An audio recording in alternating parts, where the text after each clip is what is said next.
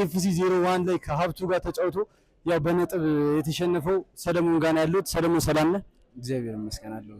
በመጀመሪያ ኢቲኤፍሲ 01 ላይ ስለነበረው ጨዋታ የምትለን ነገር አለ? ያው ኢቲኤፍሲ 1 ላይ የተደረገው ጨዋታ ላይ ትንሽ ከጉዳት ጋር ነበር የገባሁት። አሪፍ ነው። ያው በነጥብ ነው የተሸነፍኩት። ሪማችም ጠይቄ ነበር። ያው ሪማቹ አልተሳካልኝም። ከነ ህመም ነበር የገባሁት እና ለዛ ነው የተሸነፍኩት። ያ ኪሎም አለ ህመምም አለ። ይሄን ነገር ተደማምሮ ነው። ኪሎ አንተ በ63 ነው የምትጫወተው አይደል? እኔ ከ57 58 ነው የምጫወተው። ይዛን ከፍ አድርገህ በ63 የምትጫወታችሁት መሰለኝ። በ63 አዎ፣ ያለ ኪሎ ያው። አሁን ሪማች ቢኖር እሱ ወርዶ ነው መጫወት ያለበት የሚመስለኝ። አይ እኔ እንደውም ባለበት ኪሎ ወጥቼ እጫወታለሁ ብዬ ነበር። ግን ያው ማጣሪያ ተደርጎ ተጫዋች ማለፍ አለበት ስላሉ ያው የነሱንም ማክበር ስላለብን ለዛ ነው ዝም ያልኩት እንጂ ወደ ራሱ ኪሎ 57 67ም ይሁን 70ም ይሁን ወጥቼ እጫወታለሁ ብዬ ነበር። ምክንያቱም የክብር ጉዳይ ስለሆነ ማለት ነው።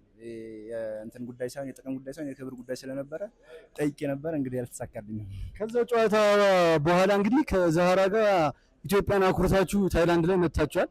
ስለሱ ጨዋታ ስንት የምትለን ነገር?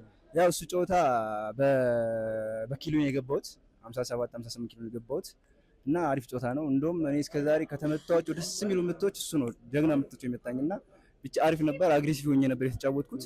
ከህመሜም ትንሽ አገግሜ ነበረ። ያው በኖካውት ነው ያሸነፍኩት ከፈጣሪ ጋር። በጣም ነው ማደንቀ ዘቦይ እቱ ጋር ሪማች እናያለን። እንጠብቅ። ምናልባት ይሄን ጨዋታ ካሸነፈ ሪማች ጠብቁ። ይሄን ጨዋታ ካሸነፈ ፍሬዘርን ካሸነፈ፣ ካላሸነፈ ግን የሚኖረን አይመስለኝም ሪማች። ያው ኢቲ 03 ላይ እንግዲህ ሀብቱን ካንተ ጋር ሪማች ሁላችንም የምንጠብቀው ጨዋታ ነው የሚሆነው። ላንተ በሞይቴ በጣም የምታደንቀው በዓለም አቀፍ ደረጃ ማንን ነው? እኔ በጣም የማደንቀው 3 ናቸው። በቴክኒክ ማደንቀው ሳንቻይን ነው። ድፍረት ላይ ደግሞ ጥንካሬ፣ ልብ ላይ ደግሞ ማደንቀው ሩታንግን ነው። በጣም ታታሪነት ደግሞ ይሄ ጥንካሬ ላይ ስትሬዚንግ በጣም ፓወር ላይ ደግሞ ፓኮን ነው ማደንቀው። የሶስቱም አድናቂ ነው።